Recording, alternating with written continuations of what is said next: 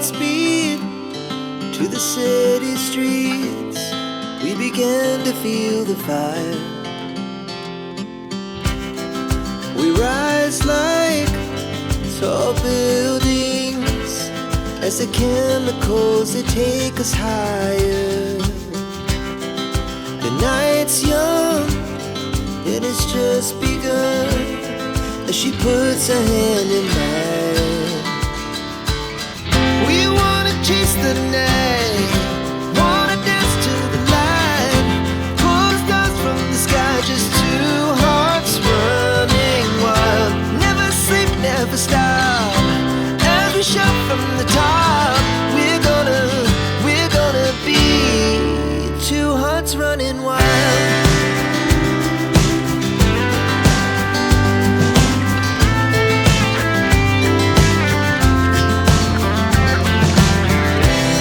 Now the morning is the afternoon. We lay awake in bed. The glass so loud as the hours pass. Hello ji, namaste and Jule from the Spiti Valley. I am right now in Gaza. It's 12 of the day and it's a very lazy morning. बाहर बहुत तेज धूप है, बाहर निकलने का बिल्कुल ही मन नहीं कर रहा है, बट कुछ तो करना पड़ेगा। मैं यहाँ कल शाम को आया था, मनाली से मैंने बस ली थी यहाँ तक पहुँचने के लिए, और आई थिंक शाम को 5-5:30 बजे तक मैं यहाँ पहुँच चुका था। और फिर ऐसे ही घूमते घूमते मुझे एक ठीक ठाक सा होम स्टे मिल गया, और ये होम स्टे है, इट हैज़ 3 बेड्स, सो पर bed it charges 500 rupees. There is a shared washroom on the ground floor. This is on the first floor. There is a common room. अच्छा है, ठीक है, spacious है, थोड़ा कोजी है, और it has this homely and the cultural vibe. अभी कुछ प्लान तो नहीं किया है because this is my second time in Spiti, और इससे पहले मैं अक्टूबर 2022 और 1 आई थिंक 2021 में आया था, यस 21 में आया था मैं, जब मैंने किबर और चीचम विलेज एक्सप्लोर किया था। तो अभी कुछ 3-4 जगह और बची हुई हैं जो आई होप कि आज मैं बाहर निकलूं, क्योंकि बहुत तेज़ धूप है आज, और ज़्यादा कुछ है नहीं यहाँ पे, like it's very sleepy town. कोई शोर शराबा नहीं है, कोई ट्रैफिक नॉइज़ नहीं है, किसी के बोलने की भी आवाज़ नहीं आ रही है, पिन ड्रॉप साइलेंस है यहाँ पे।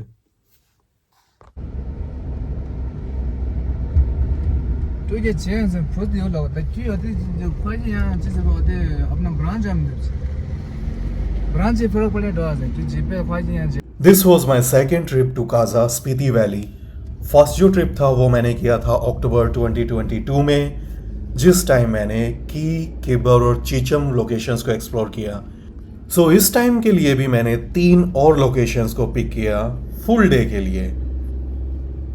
काजा बस स्टैंड से मैंने एक कैब बुक की। इनिशियली वो कैब मुझे 2200 में मिली, लेकिन थोड़ा सा मैंने नेगोशिएट किया ड्राइवर के साथ, सो मुझे 2000 में वो कैब फिक्स हुई। At the end of the day जब हम वापस काजा आए तो मैंने उनको 100 रुपये और एक्स्ट्रा दे दिए, सो टोटल मेरा वो कैब 2100 में हुआ। ये है लांगजा, स्पीति का एक छोटा सा गांव, लेकिन कहानियों से भरा हुआ। फॉसिल्स, मिट्टी और पहाड़ों का एक अजीब सा जादू। इस बुद्धा की मूर्ति के सामने खड़े होके लगता है जैसे वक्त रुक गया हो, ना ही कोई शोर, ना भाग दौड़, बस एक गहरी शांति, जैसे बुद्धा अपने आप में वहां पर बैठे हों। बुद्धा की आंखों में भी एक अजीब सी शांति है।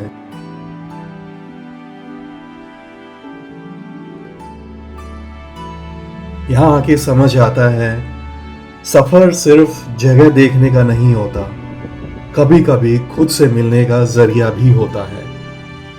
और जो बुद्धा की मूर्ति यहाँ पे है, ऐसा लगता है ये सिर्फ मूर्ति नहीं है, खुद बुद्धा इस वैली की निगरानी कर रहे हैं। हवा में लहराते ये प्रेइंग फ्लैग्स और उनके बीच में बैठे ये बुद्धा सब कुछ इतना हल्का, इतना स्पिरिचुअल लगता है। हर ट्रैवलर को लगता है जैसे बुद्धा खुद कह रहे हो, ठहरो, सांस लो और खुद से मिलो।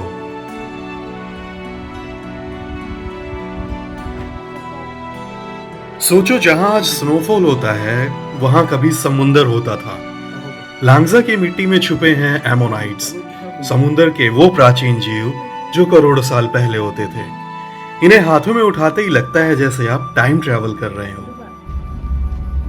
ये जो जियोलॉजिस्ट है ना, इनकी ईयर्स और कितना साल हो रहा है ये। अपने इंडियाना जोन्स मोमेंट के बाद जहां मिट्टी खोद के हमने करोड़ साल पुरानी कहानियां छू ली, अब हम निकल पड़े हैं एक और मिस्टिकल स्पॉट की तरफ, कॉमिक विलेज, जो दुनिया के सबसे ऊंचे गांव में से एक है और यहां सड़क जाती है।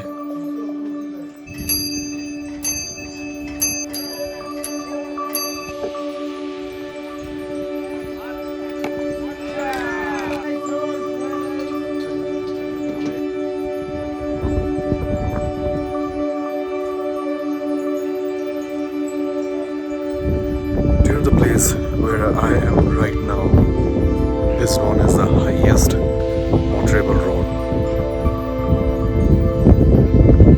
कुछ तो था इस जगह की हवा में, एक अलग सी स्पिरिचुअल पीस थी जिसको महसूस करने के लिए आपको यहीं आना पड़ेगा।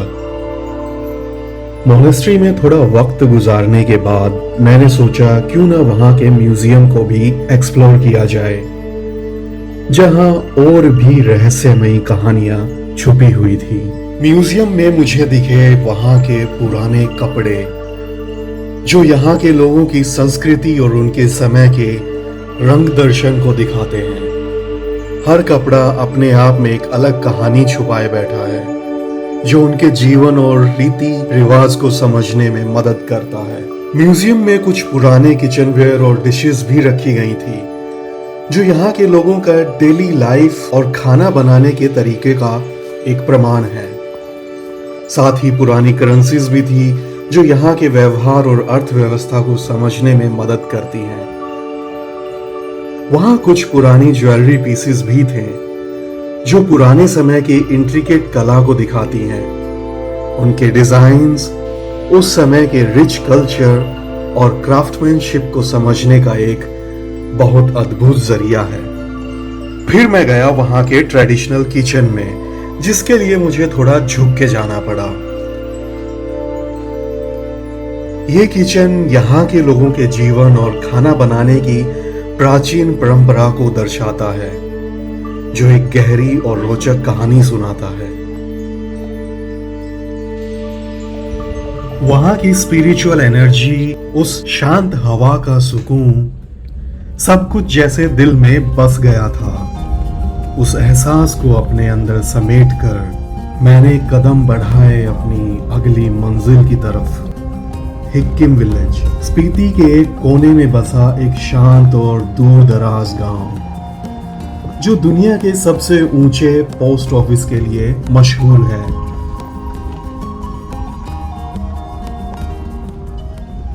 यहाँ की ठंडी हवा और सुनसान वादियों में एक ऐसा सुकून था जैसे पूरी दुनिया कुछ देर के लिए चुप हो गई थी। गांव के एंट्रेंस पर ही है एक छोटा सा पोस्ट ऑफिस, दुनिया का सबसे ऊंचा पोस्ट ऑफिस। यहीं से आप पोस्ट कार्ड्स खरीद सकते हैं और अपने लोगों को एक यादगार पैगाम भेज सकते हैं। वहां मैंने कुछ लोगों को पोस्ट कार्ड पे प्राइस नेगोशिएट करते हुए देखा और मुझे लगा जैसे ये जगह पैसे से ज्यादा यादों की और इज्जत की है। वैसे भी 30-40 रुपए में क्या ही फर्क पड़ता है जब यादों की कीमत अनमोल हो। वहां से मैंने अपनी मम्मी को एक लेटर लिखा और मैंने अपनी एक फ्रेंड की बेटी को भी लेटर लिखा था जो बहुत छोटी थी उस टाइम पे, शायद 4 महीने की। मेरे घर तो लेटर पहुंच गया था लेकिन मेरे फ्रेंड के घर नहीं पहुंच पाया, तो उनके लिए मैंने उस लेटर का एक फ़ोटो क्लिक कर लिया था।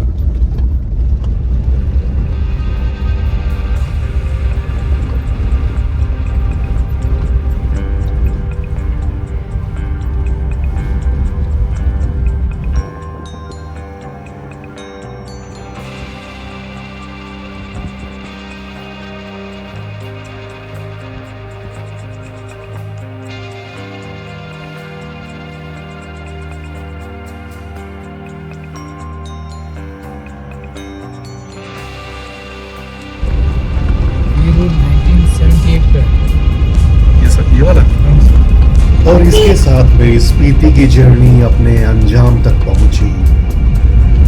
लेकिन कहानी यहीं खत्म नहीं होती। स्पीति अभी भी बाकी था, एक अगले सफर, एक नए मौसम और एक नए नजरिए के इंतजार में। अगले दिन दोपहर में मैं स्पीति बस स्टैंड चला गया, टिकट विंडो के खुलने के इंतजार में। ध्यान रहे, यहाँ बस की टिकट आपको एक दिन पहले लेनी होती है और उसके लिए भी एक लंबी लाइन लगती है।